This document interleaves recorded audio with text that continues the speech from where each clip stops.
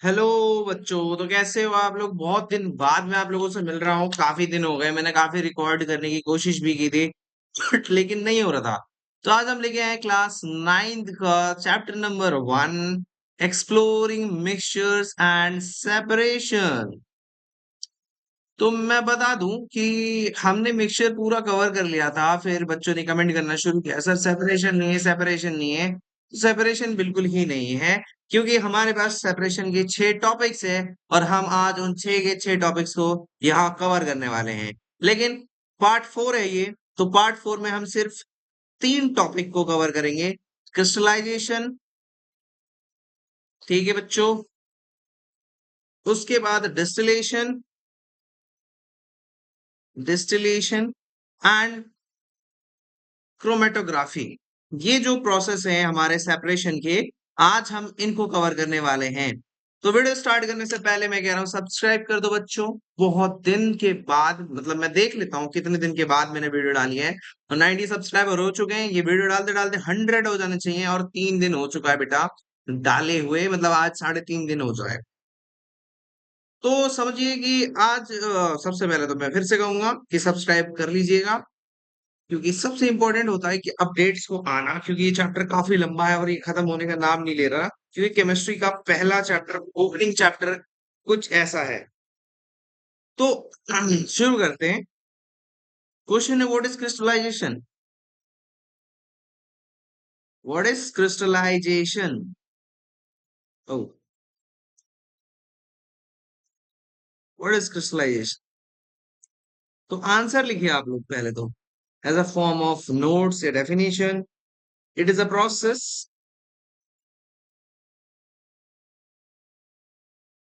that separates pure solid from an impure solution। कल मैंने रात को शूट किया था इस वीडियो का, बट डिलीट हो, इन the form of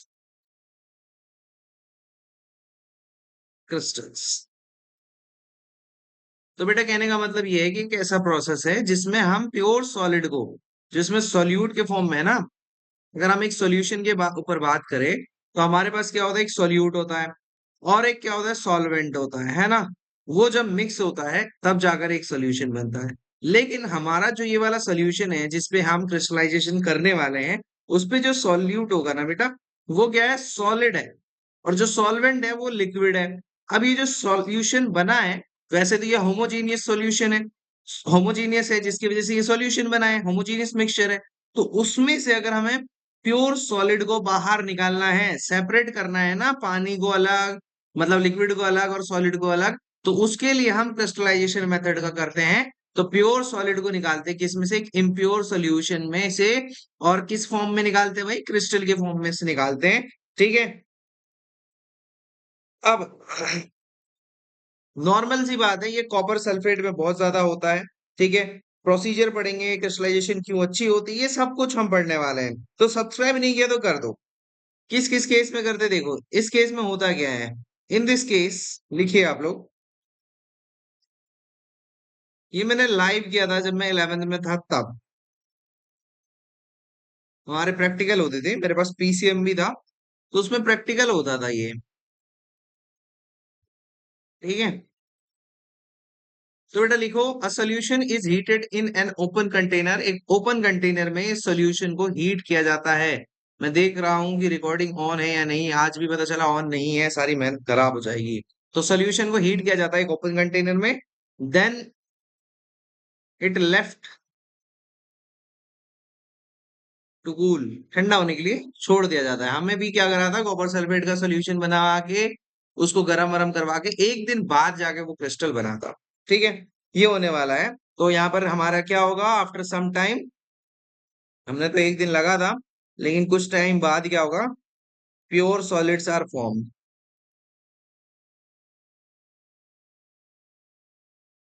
in the form of crystal. समझे?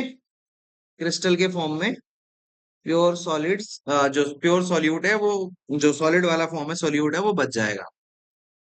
अब ये मेरी यूनिवर्सल प्रॉब्लम है स्टार्टिंग में, एक सेकेंड, हाँ। चलिए, एप्लीकेशंस कहाँ यूज होता है क्रिस्टलाइजेशन का, वो भी पता होना चाहिए मेरे बालकों को। एप्लीकेशन और यूजेस ऑफ क्रिस्टलाइजेशन, कहाँ कहाँ यूज होता है एप्लीकेशंस, मतलब कहाँ अप्लाई करते हैं बेटा हम उसको, है ना। क्रिस्टलाइजेशन को हम जो है अप्लाई कहाँ करते हैं। तो पहली चीज तो आपके घर में यूज होता है, मतलब आपके घर पे जो चीज आती है उस पे यूज होता है। सेपरेशन ऑफ सॉल्ट, गैस कर लिया होगा बच्चों ने, separation of salt from sea water. Sea water जो समंदर का पानी होता है ना बेटा, उसमें से जो सॉल्ट को निकालते हैं वो क्रिस्टलाइजेशन की वजह से ही होता है। ठीक है। Separation of crystals of alum, alum तो पता ही होगा, फिटकरी, crystals of alum, separation of crystal of alum from impure solution. कल मैं एक अनाउंसमेंट ही कर रहा था कि बच्चों की मतलब साइंस की बुक कुछ मेरे स्टूडेंट्स बता रहे हैं कि आ चुकी है, एनसीईआरटी की बुक आ चुकी है साइंस की। तो वो जाके परचेज करो अगर आपके नियर बाय स्टोर में है कहीं पर, क्योंकि एनसीईआरटी की बुक्स आपके पास होनी बहुत जरूरी है। ठीक है। मैथ्स की शायद अभी नहीं आई हैं, बट हिंदी मैंने एक बुक भी उस पे वीडियो भी डाला है, हिंदी की आ चुकी है गंगा, इंग्लिश की कावेरी आ चुकी है, और मेरे पास अभी अपडेट आई है साइंस की एसएसटी और मैथ्स के लिए मैं कंफर्म नहीं हूँ, एक बार आप लोग पता लगाइए और बुक को खरीदिए। ठीक है बेटा। दो एप्लीकेशंस मैंने क्या लिख दिए हैं कि सॉल्ट को आप सी वाटर से जैसे निकालते हैं उस फॉर्म को क्रिस्टलाइजेशन कहते हैं, जैसे वो धूप में गर्म करते हैं, हीट करते हैं और छोड़ के चले जाते हैं। ठीक है। क्रिस्टल्स ऑफ एलम यानी कि जो फिटकरी होती है, फिटकरी, उसको इम्प्योर सैंपल में से निकाला जाता है, फिटकरी को भी इम्प्योरिटी से निकाला जाता है as a form of crystals. और तीसरा बेटा होता है separation of pure copper sulphate, जो हमने किया था एक्चुअल में, pure copper sulphate from impure samples. ठीक है। प्योर कॉपर सल्फेट को आप निकाल सकते हो उसके इम्प्योर सैंपल से, और ये आपको अगर नाइन्थ में हो शायद आपसे कराना स्टार्ट कर दे। मैंने 11 में किया था, मेरे पास साइंस साइड थी, पीसीएम भी ले रखी थी। तो केमिस्ट्री का लास्ट में 11 के एंड में हमें जो प्रैक्टिकल करवाया गया था वो यही वाला प्रैक्टिकल था। ठीक है। अब होता क्या है, कैसे करेंगे, क्रिस्टल निकलेगा कैसे, उसको समझते हैं। ठीक है। चलो भाई, प्रोसीजर समझाता हूँ मेरे बच्चों को। प्रोसीजर शायद प्रैक्टिकली इसी का आप लोगों का मतलब बढ़िया कर दिया है, वैसे तो आप ज्यादा अच्छी चीजें ला दी है। शॉर्ट में लिख रहा हूं। Take some amount of impure copper sulphate solution, पूरा ही लिख दिया मैंने तो, copper sulphate solution in a china dish. China dish बेटा एक छोटा सा कटोरे जैसा बर्तन होता है, पैट्री डिश, चाइना डिश, इनका इस्तेमाल होता है लैब्स में, है ना। तो हमें इम्प्योर कॉपर सल्फेट को ले लेना है एक चाइना डिश में, इम्प्योर होना चाहिए, मतलब प्योर तो हम बनाएंगे ना उसका प्योर। ये फर्स्ट स्टेप था। सेकंड स्टेप है dissolve it in minimum amount of water, पानी घोल दो इसमें। ठीक है। पानी के साथ इसको डिसॉल्व कर दो, मिक्स कर दो, dissolve it in minimum, minimum amount of water, कम से कम पानी में रखो। अब फिल्टर द इम्प्योरिटीज, जो बकवास जो इम्प्योरिटीज हैं उसको फिल्टर कर दो, फिल्टर द इम्प्योरिटीज, इम्प्योरिटी को फिल्टर कर दो। फोर्थ स्टेप है heat and evaporate the water, heat and evaporate the water. Evaporate का मतलब क्या होता है बेटा, वाष्प, भाप बना दो द वाटर, पानी को, जो हमने पानी डिजोल्व किया था उसको गर्म करेंगे, तो एवापोरेशन से वाटर वेपर बन के हवा में चला जाएगा, तो जो डेंसिटी होगी ना हमारी सॉल्यूशन की वो बहुत ज्यादा बढ़ जाएगी। तो to get a saturated solution, तो हमें क्या मिलेगा, एक सैचुरेटेड सॉल्यूशन मिलेगा। सैचुरेटेड सॉल्यूशन, जिसने पहले के पार्ट नहीं देखे ना बेटा, पहले देख लो उसके बाद ही समझ में आने वाला है। और कल ही इस चैप्टर की एंडिंग पार्ट पे देखा, पार्ट नंबर 6। ओके। देन अपना फिफ्थ पॉइंट है cover the solution with filter paper, जो अपने सॉल्यूशन बन गया ना सैचुरेटेड सॉल्यूशन, उसको अब क्या करना है, फिल्टर पेपर से फिल्टर पेपर से ढक दो, कवर कर दो, and leave it undisturbed for 1 day. क्योंकि कॉपर सोल्यूशन वाला है, मैं इतनी देर से कह रहा ना, मैंने भी कहा था, तो मैंने पूरी एक रात छोड़ दिया था, मतलब लगभग वही 22-24 घंटे छोड़ दिए थे। तो कूल डाउन, ठंडा होने दो एट रूम टेम्परेचर कितना होता है सर, 298 केल्विन और 25 डिग्री सेल्सियस, इस पे रूम टेम्परेचर पे छोड़ दो। ठीक है। अब क्या होगा, क्रिस्टल्स आर फॉर्म्ड, अगले दिन जाओगे, ओ हो क्रिस्टल्स बन चुके हैं, बिल्कुल ऐसा लगेगा नीले हीरे ढूंढ लिया आप लोगों ने। Crystals are formed while impurities, थोड़ा सा ना ये प्रैक्टिकल टाइप की चीज है ना, तो लिखवानी ज्यादा पड़ रही है।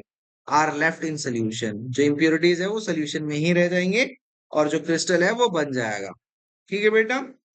अब आप क्या करो, फिल्टर पेपर लो, पोर अप कर दो, पोर द कूल्ड सोल्यूशन, जो ठंडा सोल्यूशन हो गया था, है ना, वो फिल्टर पेपर से कर लो, और आपको सिंपल सी बात है, क्रिस्टल्स मिल जाएंगे।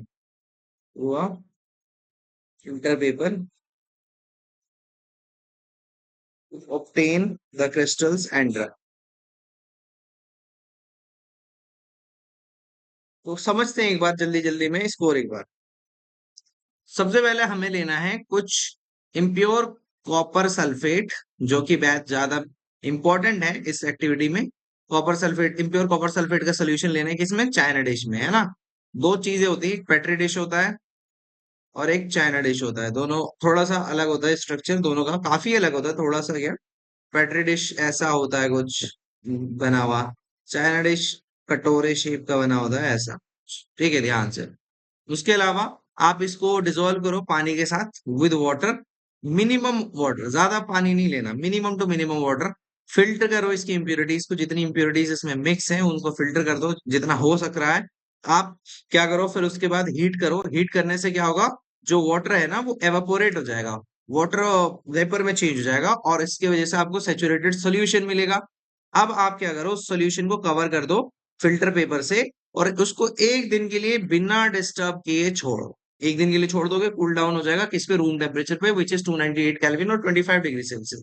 उसमें आपके क्रिस्टल्स बन जाएंगे। क्रिस्टल्स बनते हैं तो इम्प्योरिटी जो है वो सॉल्यूशन से अलग हो जाएंगे, और आप फिर उसको, जो कूल्ड सॉल्यूशन था जो बन चुका है, उसको फिल्टर पेपर से छान दो, स्टेन कर दो, तो आपको मिलेगा क्रिस्टल्स एंड ड्राई क्रिस्टल्स मिलेंगे, जो कि सूखे हुए होंगे। ठीक है, we will obtain pure crystals of copper sulphate on the filter paper. पूरी प्रोसीजर समझ में आ गई, बहुत बढ़िया। अब चलो आगे। लेकिन क्रिस्टलाइजेशन बेटर क्यों है, काफी ज्यादा क्वेश्चन आते हैं, ये देखो क्वेश्चन क्या आता है sir, why crystallisation a better technique than evaporation. Evaporation से भी चीजें हो जाती हैं, by then sorry, better technique than evaporation.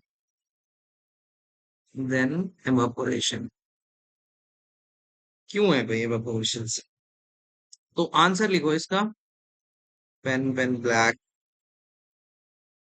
लिखो, ड्यूरिंग एवापोरेशन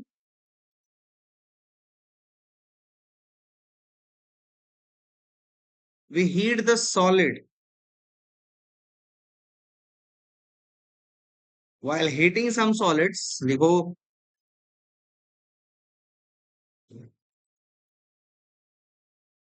get decomposed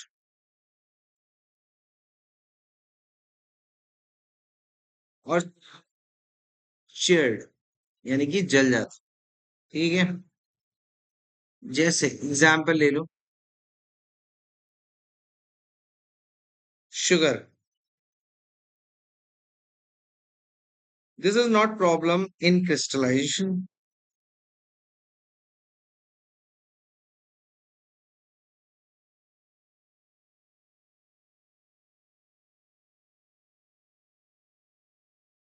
पहली चीज तो ये लिख दी कि भाई एवापोरेशन जब होता है ना, तो हम सॉलिड को हीट करते हैं, और हीटिंग की वजह से कुछ सॉलिड जो है डिकम्पोज, ब्रेक डाउन हो जाते हैं जैसा हमें प्रॉपर चाहिए था, या फिर जल जाते हैं। फॉर एग्जाम्पल शुगर के साथ ऐसा होता है। ठीक है, इसीलिए एवेपोरेशन एवेपोरेशन उतना ज्यादा इफेक्टिव टेक्निक नहीं है, बट क्रिस्टलाइजेशन उसके कंपैरिजन में ज्यादा बेटर है। उसके अलावा एवेपोरेशन में कुछ इम्प्योरिटीज रह जाती है फिल्ट्रेशन के बाद भी, जो शायद कंटेमिनेट हो जाती है सॉलिड की जब आप उसको एवेपोरेट वगैरह करते हो, लेकिन ऐसा कुछ क्रिस्टलाइजेशन में होता नहीं है। तो बच्चों अपने पास अगला टॉपिक है डिस्टिलेशन, और अब हम जो करने वाले हैं वो है डिस्टिलेशन। ठीक है, ओके, थोड़ा सा एक सेकंड। हेडिंग डालिए आप लोग, डिस्टिलेशन, डिस्टिलेशन। और सब्सक्राइब नहीं किया तो कर दो भाई, सारी वीडियोस यही मिल रही हैं आपको, 9 10 8 9 10 की सारी की सारी। अभी बेटा ये होता क्या है, these methods are used to separate mixture of miscible liquids। Sir ये मिस्सिबल क्या होता है? मिस्सिबल मतलब जिनकी डेंसिटी एक जैसी होती है, वो एक दूसरे के अंदर घुल जाते हैं, मिक्स हो जाते हैं, है ना, मिक्स हो जाते हैं। ये मेथड यूज किया जाता है उन उन चीजों को सेपरेट करने के लिए, उस मिक्सचर को जो मिक्सिबल लिक्विड से बने होते हैं। ठीक है, दोनों एक दूसरे पे घुले हुए हैं, वैसे लिक्विड्स को हम अलग करने की कोशिश करते हैं इससे। ठीक है, चलो शुरू करते हैं। तो क्वेश्चन है, व्हाट इज डिस्टिलेशन?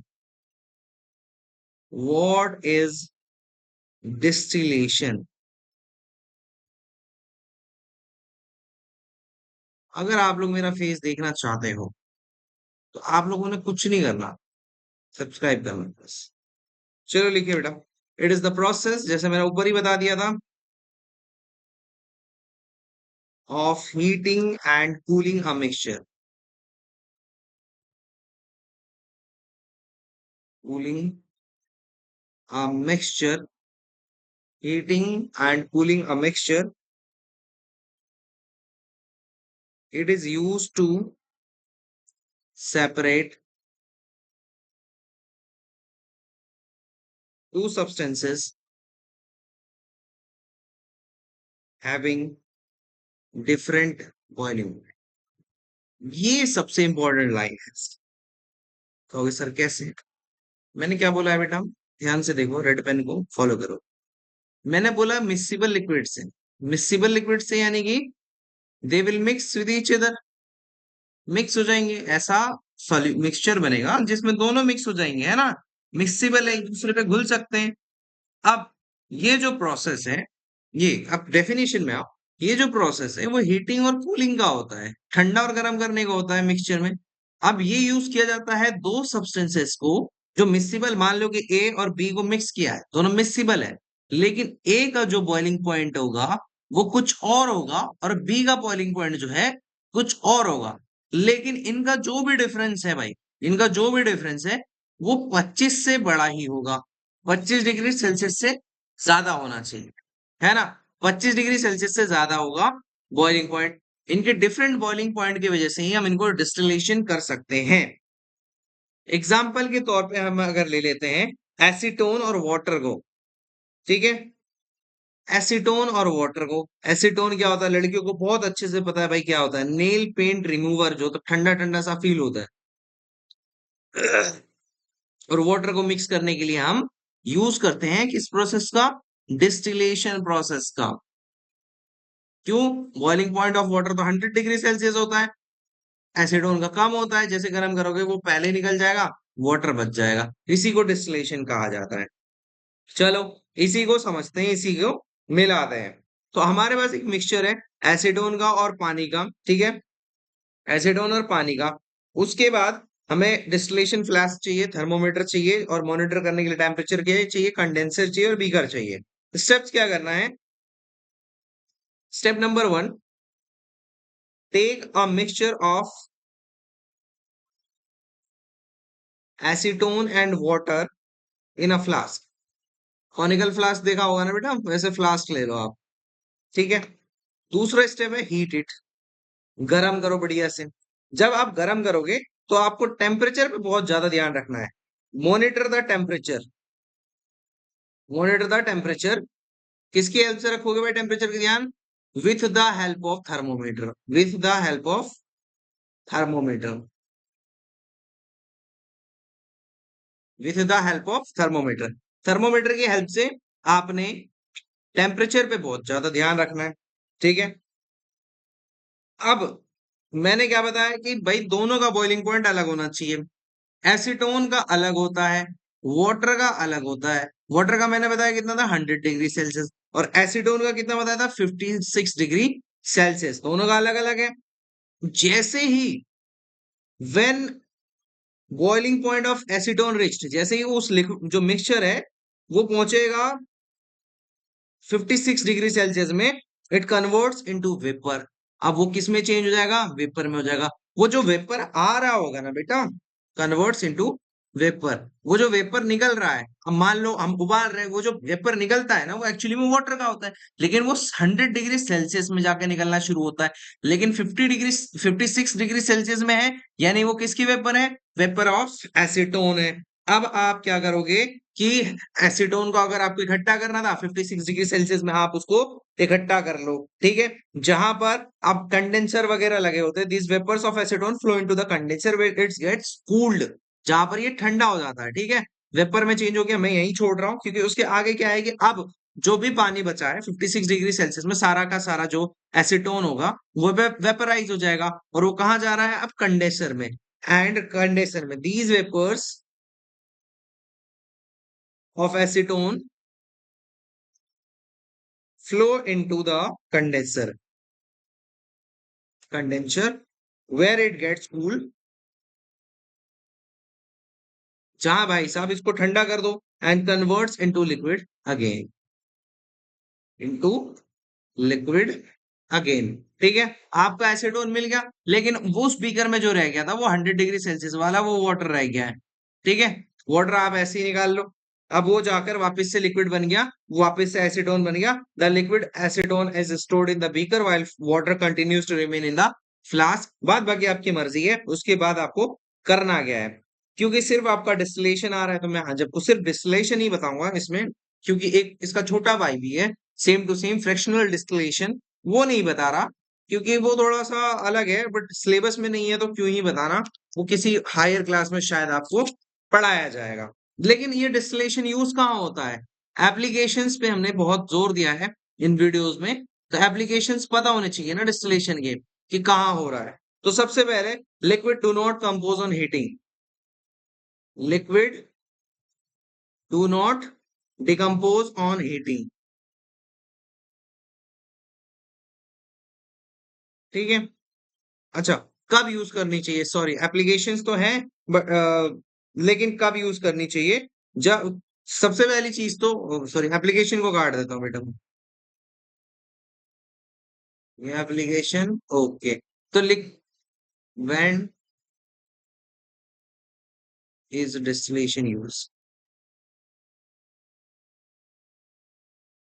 ठीक है। लिक्विड तो भाई डिकम्पोज नहीं होते हीटिंग में, water and acetone do not decompose on heating, simple सी लाइन याद रखना। तो जिसकी वजह से हम यूज करते हैं एस उसका sufficient difference in boiling point, जैसा मैंने आपको बताया था, sufficient difference in boiling point, दोनों के बीच में एटलीस्ट 25 डिग्री सेल्सियस से ज्यादा का होना चाहिए। एसीटोन का कितना था? 56 डिग्री सेल्सियस। ठीक है। और वाटर का कितना था? 100 डिग्री सेल्सियस। दोनों के बीच का डिफरेंस निकालो बेटा, कितना आएगा? 44 डिग्री सेल्सियस का डिफरेंस था, which is far greater than 25 degree Celsius. समझ में आ रहे हो? ये सारी चीजें यूज रखनी चाहिए। मैंने बता दिया है 25 डिग्री सेल्सियस वाला। ठीक है। अगर वो 25 डिग्री सेल्सियस से भी कम है तो आप उसके लिए जाओ फ्रैक्शनल डिस्टिलेशन की तरफ। समझ गए बेटा बात को? बहुत ही बढ़िया। इस पॉइंट में सब्सक्राइब नहीं किया तो क्यों भाई, क्यों नहीं किया? प्लीज कर लो ना यार। तो बच्चों हम अगले सेपरेशन मेथड की तरफ जा रहे हैं, जो कि हमारा है, जो कि हमारा है क्रोमेटोग्राफी, जो काफी इंपॉर्टेंट हो जाता है इस क्लास के लिए। ठीक है। ऐसे भी बहुत शोर आ रहा है, आज मैं बहुत बाहर हूँ, लेकिन मुझे लगा आज आप लोगों को वीडियो नहीं दी तो आप लोग नाराज हो जाओगे, तो देना पड़ रहा है, और मैं नहीं चाहता कि हमारी जो प्रोग्रेस है वो रुके। मैं डेली लाना चाहता हूँ, बट डेली थोड़ा सा इम्पॉसिबल सा हो जाता है आजकल।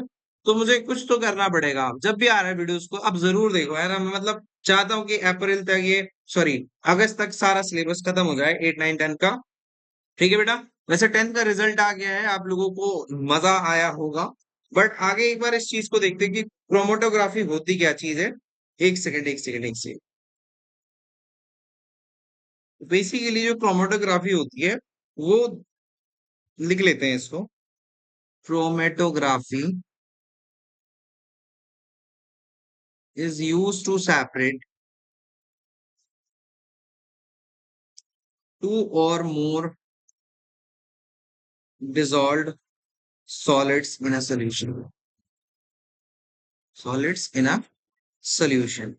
तो क्रोमेटोग्राफी बेसिकली होता क्या है बेटा, इसमें और दो से ज्यादा डिजोल्व सॉलिड्स होते हैं ना। दो से ज्यादा डिजोल्व सॉलिड्स होते हैं एक सोल्यूशन में। मतलब ऐसा कुछ बनाओ A+B+C, और आपको एक सोल्यूशन दे रहा है डी। डी एक सोल्यूशन है, लेकिन इस पे मान लो कि ये वाटर है, ये कोई भी लिक्विड है। ठीक है। इस पे दो सॉलिड खुले हुए, ए और बी दोनों मिक्स है इसमें। ठीक है। ऐसी चीजें हैं तो सिंपल सी बात है। अब घुले हुए होते हैं, लेकिन किसमें? Dissolve in very small quantities, in very small quantities, बहुत कम क्वांटिटीज में वो घुले होते हैं, बहुत कम क्वांटिटीज में घुले होते हैं। जैसे different dyes from black ink, ये सारी चीजें होती है। लेकिन क्रोमोटोग्राफी होती क्या है ऐसे? चलिए अब तो लिखिए क्रोमेटोग्राफी, या तो व्हाट इज क्रोमेटोग्राफी लिख के लिखिए, या तो सिंपली क्रोमेटोग्राफी की डेफिनेशन लिखिए। मैं इस बार डेफिनेशन फॉर्म में लिखवा रहा हूं। इट इज, थोड़ा बहुत लैग कर रहा है, ओ पानी गिर गया, मतलब बोलते बोलते। It is technique use to separate different solutes that dissolve in the same solvent. This technique is used for separation of different colors. ठीक है। तो क्रोमेटोग्राफी क्या होती है कि ऐसी टेक्निक होती है बेटा जिसमें हम डिफरेंट डिफरेंट सोल्यूट्स को, दो डिफरेंट सोल्यूट्स को निकालते हैं, सेपरेट करते हैं, जो एक ही सॉल्वेंट में डिसॉल्व हुआ हो। और ये अलग अलग कलर्स के, मतलब डिफरेंट कलर्स के सेपरेशन के फॉर्म में यूज होता है। एग्जाम्पल है इसके कुछ, जैसे it is use to separate different colours of dye, use to separate different colours of dye. अब आप कहोगे सर यहाँ पर कलर्स की स्पेलिंग अलग है, यहाँ कलर, हाँ यार ये अमेरिकन है, ये ब्रिटिश है, कुछ भी लिख लो। ठीक है। Use to separate drugs from blood. बेटे पकड़े जाओगे तो मार खाओगे, क्रोमेटोग्राफी तो बाद में होगी, पहले आपको तो पीटा जाएगा। ठीक है। ब्लड से ड्रग्स को अलग करने के लिए, और use to separate different colours from pigment. ठीक है। इसके लिए ये यूज होता है। अब क्या सेंट्रल आइडिया होता है इसके पीछे, क्योंकि मतलब ये कैसे अलग कर देगा, दो चीज घुले हुए हैं, ऐसे कैसे, कौन सा जादू होगा? तो इसको हम कहते हैं सेंट्रल आइडिया, जिस पर ये काम करता है। क्या सेंट्रल आइडिया है? तो मैं आपको बताता हूँ। सबसे पहले बेसिक लाइफ की एग्जाम्पल से समझते हैं। मेरा भाई है, ठीक है, अजीत कुल्लड़, हिंदी में नाम लिखूंगा भाई मैं उसका भाई चीगू बदमाश। ठीक है। और एक उसका बहुत दूर का भाई है, गोवा का लड़का, मतलब हमारे गोवा का लड़का, हम्पी सिंह। ठीक है। अब अजीत कुल्लड़ का भाई मैं हूँ चीकू बदमाश, और हम्पी सिंह भी है। ठीक है। तो मैं जो चीकू बदमाश हूँ, अब हम दोनों का जो बॉन्ड है ना, अजीत कुल्लड़ और चीकू बदमाश का, ये कुछ बढ़िया रहेगा। ज्यादा रहेगा ना, अजीत कुल्लड़ और हम्पी सिंह से तो ज्यादा ही रहेगा। तो अजीत कुल्लड़ एंड चीकू बदमाश has a more stronger bond, have more stronger bond than Ajit Kulhad and Hampi Singh. ठीक है, क्योंकि हम दोनों का भाई है, हम दोनों का रिलेशन अजीत कुल्लड़ से है ही है, लेकिन हम दोनों का ना थोड़ा रिलेशन में भी परसेंटेज होता है ना, मैं इसको ज्यादा प्यार करता हूँ, इसको कम प्यार करता हूँ। इसी सेंट्रल आइडिया में ये चलता है। मतलब कहा जाता है डिफरेंट सोल्यूट्स हैव डिफरेंट सोल्यूबिलिटीज। मतलब सर, हाँ भाई, अलग अलग सोल्यूट किसी सॉल्वेंट के साथ अलग अलग हिसाब किताब का घुलता है, किसी अलग अलग हिसाब किताब के साथ घुलता है इन अ सॉल्वेंट। यानी कि जैसा मेरा और अजीत कुल्लड़ का प्यार था, जरूरी नहीं है ना हम्पी सिंह और अजीत कुल्लड़ का भी प्यार है, थोड़ा बहुत कम तो होगा, ये ज्यादा भी हो सकता है, जरूरी नहीं है हमेशा। तो यही है कि अलग अलग सॉल्यूट जो है बेटा, उनकी सॉल्युबिलिटी जो है एक सॉल्वेंट में अलग अलग हो सकती है, अलग अलग परसेंटेज हो सकते हैं। और यही यही से जो सेंट्रल आइडिया निकलता है क्रोमोटोग्राफी का, क्रोमेटोग्राफी का, वो यही है कि दो अलग अलग सोल्यूबिलिटी है, दोनों की डिफरेंट सोल्यूबिलिटी है, तो इसके वजह से उनको इस्तेमाल किया जाता है। अब हम इसकी वजह से क्या अगर यूज करते हैं, डिफरेंट कलर्स ऑफ डाई। ठीक है, separating different colours of dye, चलो इसको सेपरेट करके देखते हैं अपन। डिफरेंट सेपरेटिंग, हाँ, डिफरेंट लिखते हैं, different colours of die.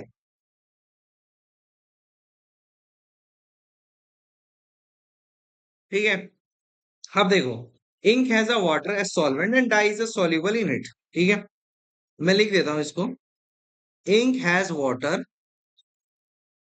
As solvent. Ink तो आपने देखी होगी, वो सॉल्वेंट में क्या होता है, लिक्विड होता है, लिक्विड फॉर्म में होता है, सॉल्वेंट क्या है, वाटर है, एंड डाई इज soluble।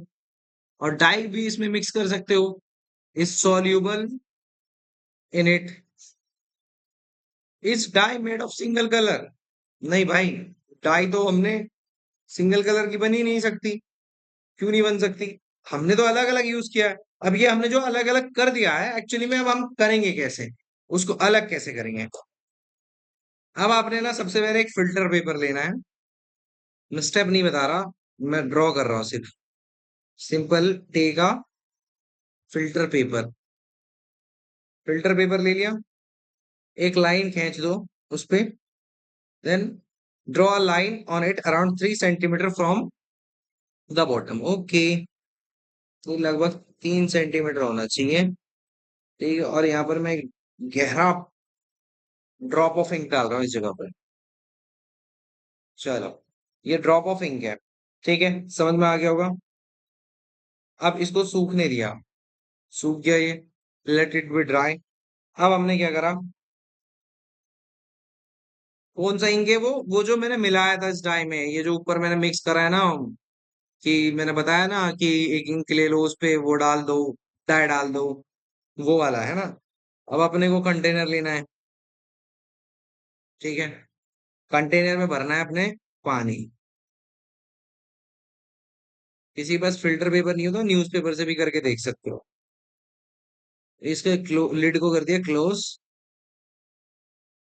और यहाँ से चिपका दिए एक टेप, और ये गई हमारी फिल्टर पेपर अंदर पानी के। लेकिन वो 3 सेंटीमीटर वाला ये रहा वो। ठीक है, 3 सेंटीमीटर ये रहा, ये पानी है बेटा। ठीक है, now take a beaker filled with some water. मैं बता देता हूँ, lower end of the filter paper should dip in water but ink spot should be just above the water. जैसे ये देखो ध्यान से, कहां पर है, पानी के जस्ट ऊपर, पानी का लेवल ये है, हमने यहाँ ले रखा है। आप देखोगे, क्योंकि अब यहाँ पर मैं इसको बार बार ड्रॉ नहीं कर सकता, तो शायद एक बार ट्राई करता हूँ कॉपी करने का। ओ सॉरी, अपने पास भी निंजा टेक्निक है भाई। क्या इसको हम कॉपी कर सकते हैं? यस। अब हम इसको यहाँ पर पेस्ट करते हैं, होगा। Okay, not bad. हम्म, तो अपने ने यहाँ कॉपी करके पेस्ट कर दिया। तो आप हम जब देखेंगे जो डिफरेंट डिफरेंट कलर्स था ना, एक तो यहाँ बन चुका होगा रेड। ठीक है, एक यहाँ बना देते हैं ब्लैक, अलग अलग कलर बना देते हैं, कुछ भी मतलब कुछ भी कलर ले देते हैं, एक ग्रीन बना देते हैं, लेट्स। तो ये तीन डिफरेंट डिफरेंट कलर्स आए। अब हमने बनाया तो था एक ही, लेकिन तीन डिफरेंट कलर क्यों आया भाई इंक से? ये ग्रीन वाला ऊपर है, चलो ठीक है, ब्लैक वाला बीच में है, ये भी ठीक है, और ये रेड वाला नीचे है। इसका क्या मतलब है? इसका मतलब है कि different solute have different solubility. यानी कि आप ध्यान से देखोगे तो रेड सबसे नीचे है, यानी कि ये लेस सॉल्युबल था भाई, सबसे कम सॉल्युबल था। और ग्रीन सबसे ऊपर था, तो ये मोस्ट सोल्यूबल था, सबसे ज्यादा सोल्यूबल था, इसलिए वो ऊपर ही तैर रहा था। ऊपर तैर रहा था तो इसमें क्या हुआ कि पानी ऑब्जॉर्व करते हैं, टिश्यू पेपर जैसा नहीं होता, पानी ऑब्जॉर्व करते हैं, तो ऊपर जाता है, ये ऊपर जाते जाते जाते इस पॉइंट तक पहुंचता है। तो सबसे ज्यादा सोल्यूबल होता है ग्रीन। फिर मिडल सोल्यूबल कह सकते हैं, मिड सोल्यूबल या माइल्ड सोल्यूबल कुछ भी कह लो, वो ब्लैक, और लेस सोल्यूबल था red. After some times we see water rise up over the filter water. Different colors of ink are also visible at different heights. इसके पीछे का जो रीजन है वो इंपॉर्टेंट है, वो लिख लो, फिर हम वीडियो को एंड कर सकते हैं। क्या रीजन रहा है? When water rises up, क्योंकि पूछते हैं on filter paper। अरे यार, filter paper, it takes the dye of ink along it। समझ गए? नहीं समझे तो कोई बात नहीं, पहले लिख लो फिर मैं समझाता हूँ, है ना। द कॉम्पोनेंट, क्योंकि लिखने का काम मैं बहुत ज्यादा जोर देता हूँ, which is more soluble in water, जो मैंने आपको बता दिया है खैर, बट एक बार डिस्कशन होगी तो हमने फिर से बताना होता है। Rises faster and is seen eight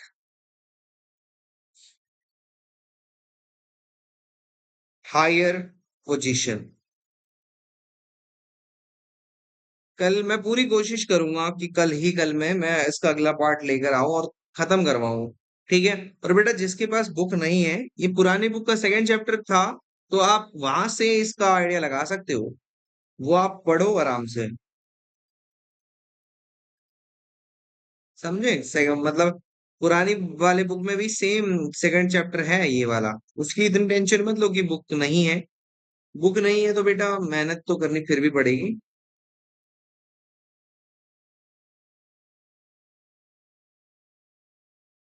चलो जी, तो समझते हैं हुआ क्या है कहानी में, किस्से में हुआ क्या है कि when water rises up on filter paper, it takes the dye of ink along it. अब मैंने यहाँ पर डुबाया था ना, देखो इतना पोर्शन मैंने पानी से डुबाया था, तो ये क्या है, पानी अपने आप ऊपर जाने लगा था, क्योंकि ये टिश्यू पेपर की तरह होता है, फिल्टर पेपर बहुत ज्यादा सॉफ्ट होता है। टिश्यू पेपर भी यूज कर सकते हो फिल्टर पेपर की जगह पर, नॉर्मल न्यूज पेपर भी यूज कर सकते हो, वो भी बहुत अच्छा मतलब होता है, और फिल्टर पेपर भी यूज कर सकते हो, whatever you want to use you can, ठीक है। तो अब पानी के साथ ये वाला जो पॉइंट में हमने इंक रखा था, जो इस पिक्चर में साफ साफ दिख रहा है, ये वाला इंक ऊपर जाता है। जब ये ऊपर जाता है तो जो कंपोनेंट सबसे ज्यादा सोल्यूबल था वाटर के साथ, वो सबसे ज्यादा ऊपर चला जाता है। ये देखो, जो मैंने बताया था, ये ग्रीन वाला सबसे ऊपर जाता है और हायर पोजीशन में दिखता है, लेकिन जो कंपोनेंट सबसे कम सोल्यूबल था वो सबसे नीचे वाले पोजीशन में दिखता है, जो कि है रेड वाला। तो बेटा आज की क्लास में हम इतना ही करने वाले हैं, मिलते हैं आपको नेक्स्ट क्लास में। और हमने तीन टॉपिक कवर कर लिए हैं, तीन सेपरेशन के मेथड बाकी है। At the end of the video I just want to say that please subscribe for upcoming videos and for preparing NDA, जेडबलई एंड नीट। तो बाय बच्चों, मिलते हैं कल। हेलो तो बालकों, आज आखिरी पार्ट चैप्टर का पार्ट 5 जो है अपन ला रहे हैं इसमें, ठीक है। अब मैं बता देता हूँ, एनसीईआरटी की बुक्स निकल चुकी है बेटा 9th के लिए, ठीक है। नाम एक्सप्लोरेशन डाला है शायद उन्होंने, और वो बायो के पार्ट से स्टार्ट है, सेल से, तो ये हमारा चैप्टर 4th या 5th रहेगा। बट अभी तक हमने चैप्टर 1 कंसिडर करके किया है इसको खत्म। तो मैं बता दूं कि इसमें अब हमारा जो लास्ट कुछ रह गया था उसको खत्म करने की बारी आ चुकी है। तो जिसने पुराने नहीं देखे वो सबसे पहले तो पुराने देख लो। उसके बाद जो हमारे लास्ट रह रहते हैं वो सब्लिमेशन, सेंट्रिफिकेशन और कोगुलेशन है। तो आज हम जो करने वाले हैं वो सब्लिमेशन करेंगे, सेंट्रिफिकेशन करेंगे और कोएगुलेशन करेंगे। ये अपने पास कुछ टॉपिक्स रह गए हैं। अब हम आज इनको करके इस चैप्टर की क्लोजिंग कर देंगे। फिर अभी मैथ्स का नहीं आया तो हम सेल वाला जो पोर्शन है वो स्टार्ट करेंगे। ठीक है। तो at the starting I would like to tell you please subs our channel and thanks for 105 members of families. ठीक है। तो सब्लिमेशन होता क्या है? तो सबसे पहले एज ऑलवेज वी डू कि सबसे पहले तो डेफिनेशन होती है अपनी क्लास में, सब्लिमेशन, है ना। हिंदी मीडियम का भी कुछ करके देखेंगे। बहुत सारे कमेंट आए हैं, मतलब किसी ने ना मतलब वो कहा था कि सर सेल का डालो, तो बेटा सेल का डालेंगे। ये चैप्टर हो जाए तो कल सेल का डाल देंगे, 5 बजे स्टार्टिंग करेंगे, है ना। क्योंकि मैथ्स का मैं इसलिए नहीं डाल रहा हूँ क्योंकि अभी मैथ्स का सिलेबस चेंज हुआ है और इसके वजह से मैंने नहीं डाला है। बट मैं ट्राई कर रहा हूँ कि आजकल कंसिस्टेंट रहूं। तो मंडे टू फ्राइडे रोज 5 बजे 9, 10 या 8 किसी की भी वीडियो आ सकती है, वो देख लेना जैसा रहेगा। चलो सबसे पहले डेफिनेशन पे काम करते हैं अपन, फिर हम चलेंगे दूसरी तरफ। Converted into gas. मैं कुछ एब्रिविएशंस भी यूज कर लेता हूँ बीच बीच में, जैसे विदाउट के लिए WO, conversion to into liquid state. ठीक है, पहले तो ये कर लो कि भाई सब्लिमेशन क्या होता है। तो सबसे पहले मैं डेफिनेशन समझाता हूँ। सब्लिमेशन क्या होता है? सब्लिमेशन होता क्या चीज है? देखो, sublimation is a phenomena by विच, या प्रोसेस भी लिख सकते हो, प्रोसेस भी लिख सकते हो bye which solids directly get converted into gas. ठीक है। मतलब मैं आपको बेसिक सी चीज समझाता हूँ। सॉलिड को जब आप हीट करोगे तो वो लिक्विड में चेंज होगा पहले, और फिर जब आप लिक्विड को हीट करोगे then it will change into gases phase. ठीक है। ये मतलब कन्वर्जन रहता है। याद करो, सॉलिड के फॉर्म में आइस, वाटर एंड वेपर्स। ठीक है। लेकिन मैं कह रहा हूं कि ये ऐसा मेथड है कि आइस से सीधा किसमें चेंज हो जाएगा? वेपर से हो जाएगा, without conversion into liquid state, बिना लिक्विड स्टेट को जाए। ये वाला जो स्टेप है ना, सेकंड स्टेप, स्टेप 2, ये बेटा क्रॉस हो जाएगा। ठीक है बाबू, ये क्रॉस हो जाएगा। सीधा first solid to directly gas, ये ऐसा कन्वर्जन है। तो sublimation is a phenomena by which solids directly get converted into gas without, ये विदाउट, कोई वाइफ ऑफ मत पढ़ लेना, without conversion into liquid state. ठीक है। सर एग्जाम्पल दे दो। हाँ जी बेटा, एग्जाम्पल है नेफ्थलीन के बॉल्स। ये आपके कपड़ों कपड़ों में भी डलता है। Naphthalene balls, naphthalene balls get converted from, get converted from solid to gaseous state, solid to gaseous state। बेटा आप जल्दी से 500 पूरे कर दो। 500 सदस्यों की फैमिली होगी तो मजा आएगा। Without being converted into liquid state,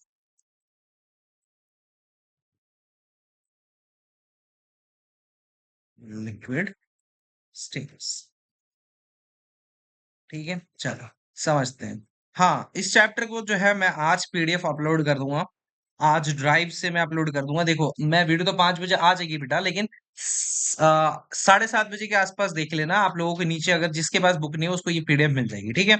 क्योंकि मेरे एक स्टूडेंट ने लिया है तो मैं उससे PDF बना के आप लोगों के लिए इसमें ड्राइव की लिंक दे दूँ। ठीक है बेटा।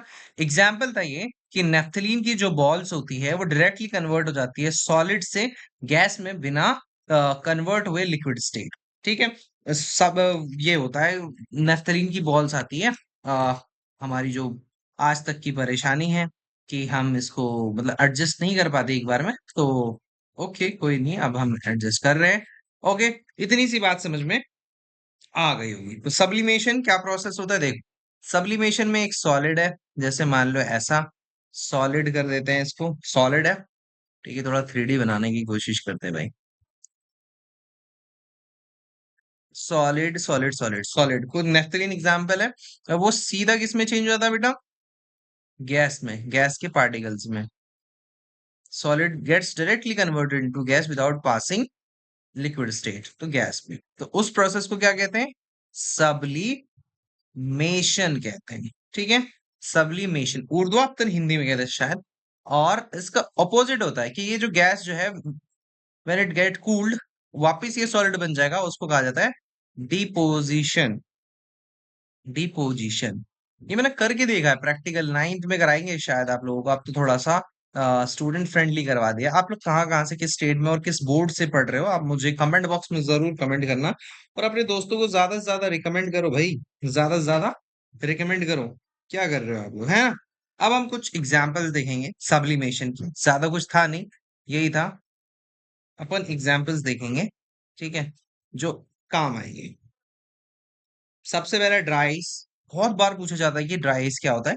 ड्राई आइस का जो केमिकल फॉर्मूला होता है वो कार्बन डाइऑक्साइड होता है, solid form of carbon dioxide, ये याद रखना। Solid form of carbon dioxide, है ना? आपने बहुत सारी वीडियो देखे होंगे कि रेगिस्तान में ले गए और वो स्लाइड करी जा रही है, वो यही होता है। तो जब ड्राई आइस यानी कि जो ये है solid form of carbon dioxide को जब आप गर्म करोगे, it directly get converted into gaseous carbon dioxide, यानी कि ड्राई आइस को जब आप हीट दोगे तो वो किस में चेंज हो जाएगा? गैसियस CO2 में। ठीक है बेटा, वो लिक्विड CO2 नहीं बनेगा। ठीक है, ये बात याद रखना। उसके अलावा जो दूसरा होता है, मैं दो दो लिखवा रहा हूँ, वैसे तो हंड्रेड्स ऑफ भी होता है, लेकिन मैं एक दो ही लिखवा रहा हूँ कि भाई आप, हाँ, नेफ्थलीन वाला, क्योंकि नेफ्थलीन पूछ लेते हैं कि नेफ्थलीन एनसीईआरटी में है। नहीं तो bathroom freshener, compounds containing zinc, ये सारी चीजें होती है, बट नेफ्थलीन लिख देता हूँ मैं। नेफ्थलीन मॉथ बॉल्स, ये जो कीड़े भगाने वाले होते हैं, मॉथ बॉल्स, ये भी होते हैं सब्लिमेशन में। ये क्या होता है, बिल्कुल ही जो नेफ्थलीन के बॉल्स रखते हैं वो धीरे धीरे धीरे धीरे हीट होके रिलीज होने लगते हैं, और वो क्या करते हैं, मॉथ बॉल्स होते हैं, क्योंकि जो इंसेक्ट्स वगैरह होते हैं ना, उनसे बचने के लिए होता है। ये देखना, आपके कपड़ों वगैरह में भी डाला जाता है कि मतलब बहुत सालों के लिए, मतलब काफी लंबे टाइम तक के लिए रखना है, तो फिर आपके घर में कपड़ों में भी उसको डाल लेते हैं। होपफुली सब्लिमेशन पूरी तरीके से समझ में आ गया होगा। ठीक है, और हमारा जो सफर है बहुत अच्छा है अभी तक का आप लोगों के साथ। बस ये मैं उम्मीद कर रहा हूँ आप लोगों से कि आप लोग सपोर्ट करें। 105 से 150 हो जाना चाहिए कल तक, किसी भी तरह जितने जने देख रहे हो वो सारे के सारे सब्सक्राइब कर लो। फिर अगला हमारा है सेंट्रीफ्यूगेशन। जिसको कोई डाउट रहेगा, देखो कल एक बच्चे ने ना उस पर डाउट भेजा है कमेंट बॉक्स में, तो मुझे लगा कि अब मुझे ऐसा है कि एक इंस्टा पेज बनाना चाहिए। लेकिन एक ही डाउट था, तो मैंने तो अभी उसमें ही मतलब कर दिया, क्या कहते हैं, कमेंट बॉक्स में उसकी कमेंट को मैंने मतलब कमेंट में ही रिप्लाई कर दिया है। तो जब भी वो डाउट हो तो आप ऐसा मत समझना कि डाउट नहीं डाल सकते। डाउट कहाँ डालें? डाउट आप कमेंट बॉक्स में डाल दो। अब मैं कमेंट बॉक्स से आपको कमेंट कर दूंगा। तो हम करेंगे सेंट्रीफिगेशन। ये क्या काम आता है? हाँ जी, ये आपके घर में भी यूज होता होगा। सेंट्रीफिगेशन का प्रोसेस ये होता है कि जो है हम डेंस वाली चीजें जो है वो नीचे चली जाती है, लेस लेजर डेंसर वाली ऊपर आ जाती है। वो दूध दही वाला जो सिस्टम होता है वो होता है। तो सबसे पहले डेफिनेशन लिख लो बेटा। It is the process of separating, process of separating the particles using centrifugal. ये सेंट्रीफ्यूगल जो सेंटर की तरफ फोर्स लगता है ना, जिसकी वजह से हमारी मून्स वगैरह भी, मतलब जितने भी हमारे अर्थ जो हम रोटेट कर रहे हैं सन के चारों अराउंड, तो वो सेंट्रीफ्यूगल फोर्स की वजह से ही होता है। तो सेंट्रीफ्यूगल फोर्स की वजह से ये होता है, पहली बात तो इन्होंने बता दिया है। ठीक है, अब इस केस में क्या होता है? In this case mixture is rotated. जो हम मिक्सचर है ना, जिसमें मतलब हमारे को दोनों अलग करना है, तो उसको हम रोटेट करेंगे बहुत ज्यादा स्पीड में, मतलब ठीक ठाक स्पीड में। मूव टू गो अराउंड, गोल गोल घुमाएंगे, resulting in denser particles moving down,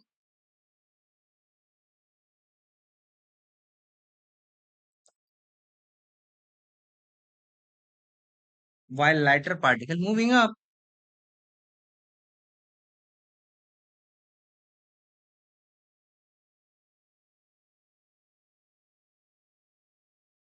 ठीक है, इतनी बात है। और इसके लिए एक स्पेशल सी मशीन यूज होती है, सेंट्रीफ्यूगिंग मशीन। मुझसे तो बोला भी नहीं जाता, सेंट्रीफ्यूगिंग मशीन। ठीक है, अब हम जो है घर पे देहात में रहने वाले अपन क्या यूज करते थे, चरनर, है ना। चरनर भी यूज करते थे हम, हाथ से चरनी, वो जो घुमाते थे रस्सी वस्सी बांध के, दादी वादी घुमाती थी, मेरी दादी घुमाती थी, बढ़िया तरीके से मतलब काम हो। अभी हम इसकी यूजेस और एडवांटेजेस पढ़ेंगे, तो पहले तो अपने को डेफिनेशन समझना होता है। ओके, पहले तो डेफिनेशन पे आते हैं भाई साहब। सेंट्रीफ्यूगेशन क्या है, एक सेपरेटिंग प्रोसेस है बेटा, ठीक है, सेपरेटिंग प्रोसेस। और मैं आप लोगों के साथ क्यों लिखता हूँ, क्योंकि आप लोग मेरे साथ लिखोगे ना तो टाइम बैलेंस होगा। कोई भी पीपीटी होती है, पीपीटी में क्या होता है कि आपको कॉपी करने के लिए टाइम चाहिए, अब मैं वो टाइम नहीं दूंगा, वो आप मेरे साथ करोगे तो आप लिखते रहोगे, नहीं तो आप वो कहोगे कि चलो अभी पढ़ लेता हूँ बाद में लिख लूंगा, नहीं होता इसीलिए। ठीक है, इसलिए मैं सामने सामने ही लिखता हूँ। It is the process of separating, separating मतलब अलग, पृथकीकरण हिंदी में, अलग करने के लिए, अलग लिख देता हूं मैं, अलग। The particles using centrifugal force, centrifugal force यानी कि ऐसा फोर्स जो बिल्कुल सेंटर में लगता है, उस फोर्स की वजह से, जैसे मैरी गो राउंड घूमता है वैसे ही होता है। तो मिक्सचर इज रोटेटेड, घूमता है किसमें, गो राउंड, गोल गोल घूमता है, resulting in the denser particle moving down. जो डेंस पार्टिकल होगा वो नीचे बैठ जाता है, और जो लाइटर पार्टिकल होगा जिसकी डेंसिटी कम होगी वो ऊपर आ जाता है। तो इसके लिए या तो सेंट्रीफ्यूगिंग मशीन या फिर चर्नर यूज किया जाता है। ठीक है, ये बात तो समझ में आ गई होगी। अब सर यूजेस कहाँ होते हैं, हाँ जी, मैं यूजेस बता देता हूँ। सब्सक्राइब कर लो कर लो कर लो कर लो। कितनी बार कहता हूँ, है ना। तो ये mainly used in dairies, dairy में यूज होता है, used in dairies to separate, किसको सेपरेट करते सर, क्रीम फ्रॉम मिल्क। ठीक है, क्रीम फ्रॉम मिल्क। ये सोचा है कभी कि टोंड वगैरह की बात है, क्यों उनकी मलाई कम हो जाती है, यही सेंट्रीफ्यूगेशन से क्रीम को हटा देते हैं। ठीक है, it is used in labs, इसके इस्तेमाल को ध्यान रखना, कहाँ कहाँ यूज होता है, पूछ लेंगे क्या पता। For blood and urine test, कल को कोई डॉक्टर बनोगे तो याद रखना सेंट्रीफ्यूगेशन से होता है। It is used in washing machine, yes घरों पे भी होता है, to squeeze out water from clothes, out water from clothes. चलो बढ़िया लिख लिया आप लोगों ने। चलो मैं समझा देता हूँ ये भी, रेड से समझाता हूँ उसको। तो सबसे पहला जो यूज होता है वो डेयरीज में, डेयरीज यानी कि जहां पर दूध का काम होता है वहां पर होता है। ठीक है बेटा, वहां क्या करते हैं इसको सेपरेशन में, क्योंकि ये सेपरेशन प्रोसेस है, सेपरेशन मेथड है। ये किसकी सेपरेशन में काम आता है, क्रीम और मिल्क, यानी कि जो क्रीम है और उसको जो दूध है उसको अलग करने के काम में आता है। उसके अलावा ये लैब्स में जो जो होता है ना, लैब्स का जब ब्लड वगैरह टेस्ट होता है वहां पर ब्लड और यूरिन टेस्ट में काम आता है बेटा। बहुत सारी चीजें होती है जिससे हम सेंट्रीफ्यूगेशन से क्या होता है कि हाँ, जो हैवी डेंसर वाले होते हैं ना, ब्लड के ऊपर आ जाते हैं या यूरिन के ऊपर आ जाते हैं, तो पता चल जाता है क्या क्या चीज है। ठीक है, और हमारे घरों के वॉशिंग मशीन में, मेरे घर पे तो है नहीं, खैर आपके घरों के वॉशिंग मशीन में यूज होता है जो पानी सुखाने वाला था ना, squeeze out water from the cloth. ऐसे देखना, कभी खोल के रखना, कैसे घूमता है, गोल गोल घूमता है कि नहीं, देखना गोल गोल घूमता है ना, जिसकी वजह से ये होता है। अब सर एडवांटेज भी बता दो, बिल्कुल बता देता हूँ भाई, थोड़ा सा नीचे कर लूं। हाँ, यूजेस जिसने नहीं लिखा लिख लो भाई, मैं लिखने को थोड़ा सा प्रायोरिटी इसलिए देता हूँ क्योंकि हमारे हैंड और ब्रेन की कोऑर्डिनेशन बहुत जरूरी है। एडवांटेजेस लिखना था, सॉरी एडवांस लिख दिया, सॉरी बच्चों। एडवांटेजेस ऑफ सेंट्रीफ्यूगेशन, सेंट्रीफ्यूगेशन के क्या क्या एडवांटेजेस है। पहली बात तो, sometimes solid particles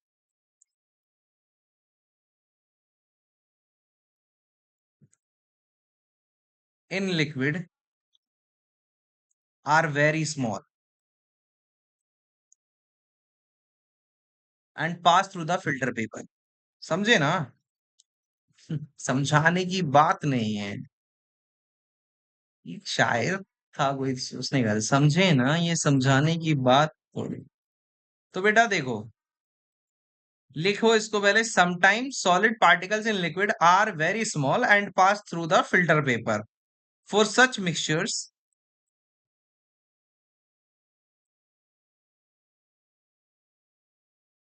the filtration technique ये अगर उस पे भी आया ना कि मतलब filtration, advantages of filter centrifugation over उसमें क्या नाम है यार, फिल्ट्रेशन, तो आप इसको यूज कर सकते हो इसके आंसर के लिए। ठीक है। मतलब मैं थोड़ा सा ना आजकल अपनी क्लासेस में जो मैं ऑफलाइन ले रहा हूँ आजकल उसमें बहुत ज्यादा बिजी हूँ, तो इसीलिए रेगुलर नहीं डाल पा रहा, बट मैं कोशिश करूंगा आज दोपहर में 2:32 में अभी रिकॉर्ड कर रहा हूँ और मैं फिर जाके इसको अपलोड कर दूंगा। मैं चाहता हूँ मैं कंसिस्टेंट रहूँ कुछ भी करके, तो उसके लिए। ठीक है। एडवांटेजेस ऑफ सेंट्रिफिकेशन बेटा, sometimes solid particles in liquid are very small, हमने बात की थी कई बार सॉल्यूशन ऐसे बन जाते हैं कि जो उसमें सॉल्यूट के सॉलिड पार्टिकल्स है वो इतने छोटे होते हैं, इतने महीन से हो जाते हैं कि वो जो फिल्टर पेपर होता है ना, फिल्टर पेपर जिससे हम पानी को छानते हैं, वो उससे भी पास हो जाते हैं। और ऐसे मिक्सचर को जिसमें इतने छोटे छोटे पार्टिकल्स होते हैं उसको फिल्ट्रेशन टेक्निक से आप सेपरेट नहीं कर सकते। तो जब आप फिल्ट्रेशन टेक्निक से सेपरेट नहीं कर सकते, तो ऐसे मिक्सचर को आप सेपरेट करने के लिए क्या यूज करोगे? सेंट्रिफिकेशन करोगे। क्या यूज करोगे? सेंट्रिफिकेशन। तो आपको पता चल गया सेंट्रिफिकेशन होता क्या है, सेंट्रिफिकेशन का यूज कहाँ होता है, कौन सी मशीन से होता है, और इसके एडवांटेजेस क्या है।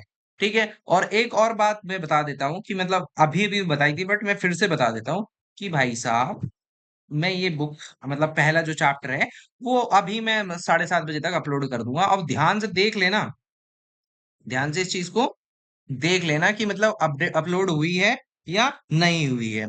तो अब हम अगले टॉपिक की तरफ से बढ़ रहे हैं। एक सेकंड, एक सेकंड। अगले टॉपिक की तरफ बढ़ रहे हैं जिसका हमारा नाम है कोएगुलेशन। ठीक है बेटा, कोएगुलेशन पढ़ने वाले हैं हम।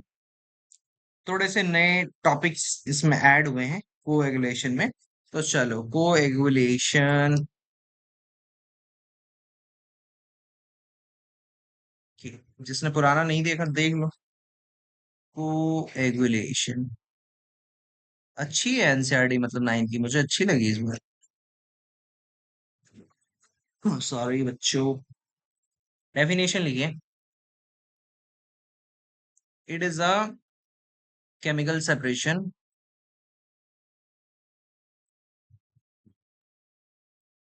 मेथड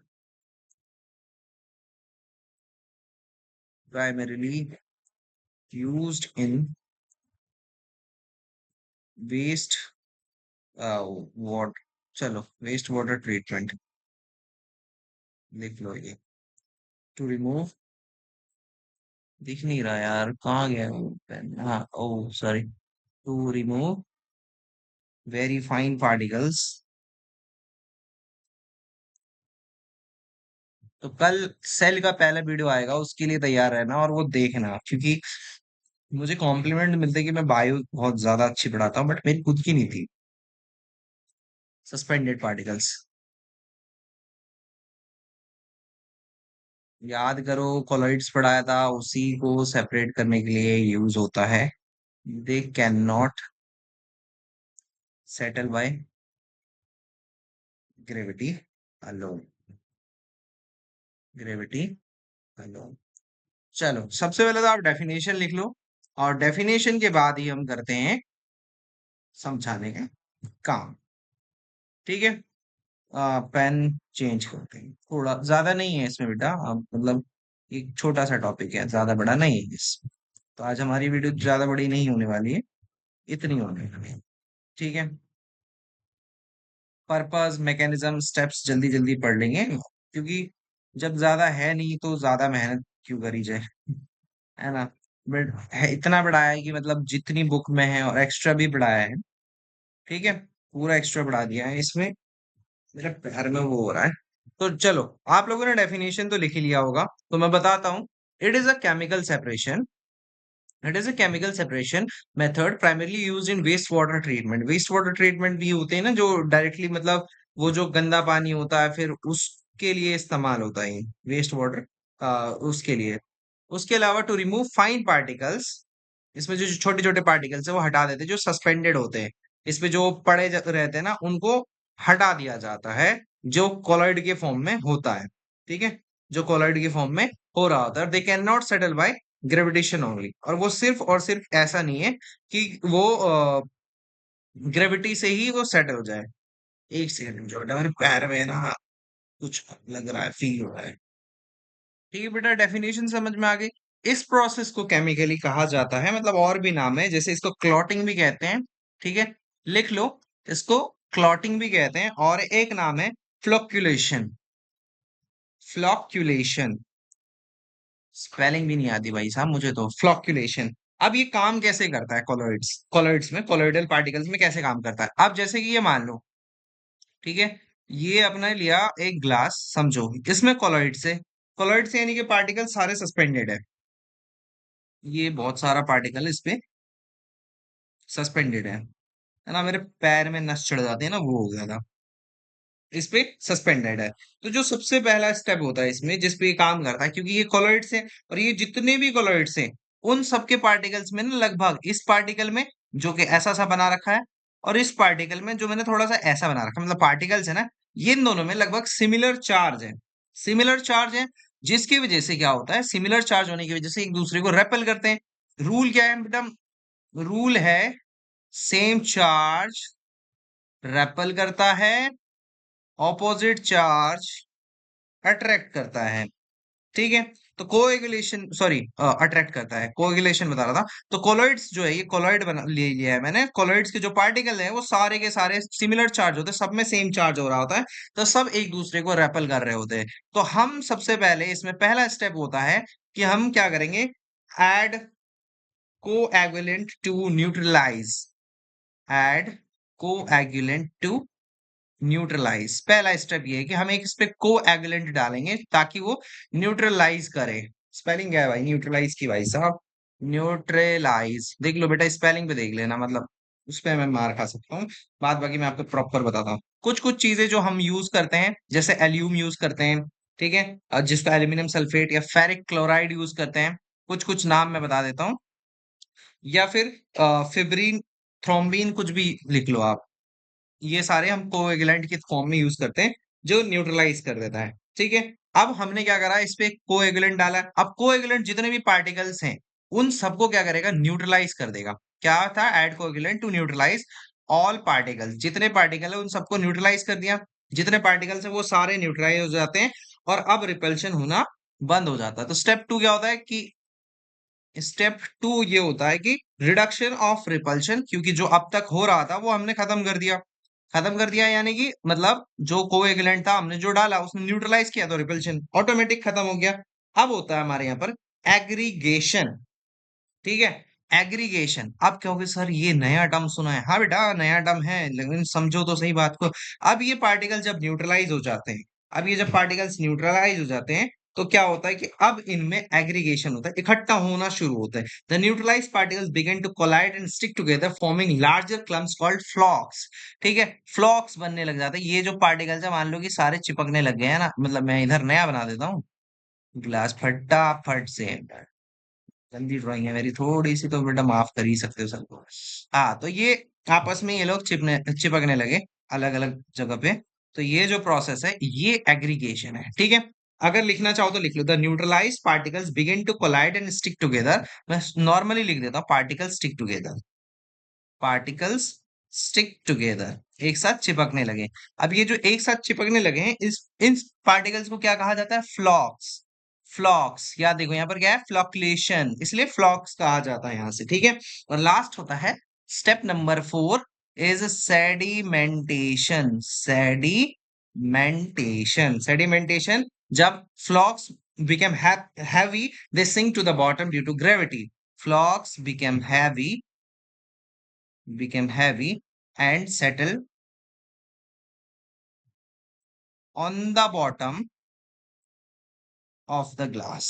ठीक है, ये तरीका था जिससे चीजें होती है। फिर वही वाली बात होगी ना जैसा सेंट्रिफिकेशन में गया था, लेकिन इसमें हमें कोएगुलेंट डालना पड़ता है जो चीजों को न्यूट्रलाइज करता है। ठीक है, अब हम इसका कहाँ कहाँ यूज करते हैं उस पर बात करते हैं। कहाँ कहाँ यूजेस होता है हमारा भाई साहब? तो सबसे पहला जो यूजेस होता है हमारा, वो होता है वाटर ट्रीटमेंट में, जो इम्प्योरिटीज वगैरह है उनको हटाने के लिए होता है। वाटर ट्रीटमेंट में जो, मतलब ऐसा होता है ना, शहरों में पीने का पानी कहाँ से आता है, वाटर ट्रीटमेंट करके ही आता है। तो रिमूव करते हैं इम्प्योरिटीज, डर्ट और बैक्टीरिया को ड्रिंकिंग वाटर से। एल्यूम का यूज किया जाता है एज अ कोगुलेंट प्रोसेसेस में। ठीक है, वाटर ट्रीटमेंट में यूज होता है। दूसरा होता है सीवेज ट्रीटमेंट में होता है जो सस्पेंडिंग ऑर्गेनिक मैटर है वापिस से उसको छोड़ने के लिए, तो वो भी सीवेज ट्रीटमेंट के लिए भी इसमें यूज किया जाता है। बायोटेक में पढ़ा था 12th क्लास में। मेरे पास थी नहीं, बट बायोलॉजी में था ना, तो उसमें ही पढ़ा था मैंने। थर्ड जो है फूड इंडस्ट्रीज में यूज किया जाता है, जैसे चीज और टोफू बनता है ना, तो उसमें अलग अलग करने के लिए, और जैसे दूध में फटके अलग हो जाता ना फूड इंडस्ट्री में, जैसे दूध है, दूध में आप वो डाल दोगे, विनेगर डाल दोगे, तो वो पूरा फट जाता है। तो फिर उसमें कोएगुलेंट डाला जाता है, तो वापस से सब इकट्ठा हो जाता है। ये ऐसा ही कुछ यूज होता है। ठीक है। और मेडिसिन में भी यूज होता है, ब्लड क्लॉटिंग वगैरह के लिए यूज किया जाता है। तो होपफुली आपको यूजेस भी समझ में आ गया होगा। और इतना ही है। पार्ट 1 2 3 4 5 जाकर ये चैप्टर खत्म हुआ है। काफी लंबा टाइम लगा है, लेकिन अब हमारा नेक्स्ट वीडियो आ रहा है कल शाम 5 बजे। चैप्टर का नाम रहेगा सेल। जो भी चैप्टर पहला है अभी तो नहीं पता, सेल बायोलॉजी का। जरूर देखो, उससे पहले सब्सक्राइब, और भाई जहां से देख रहे हो कमेंट कर दो। ठीक है, वीडियो कैसी लगी कमेंट कर दो, कोई डाउट हो तो कमेंट कर दो। चलो मिलते हैं कल, बाय बाय बच्चों, लव यू।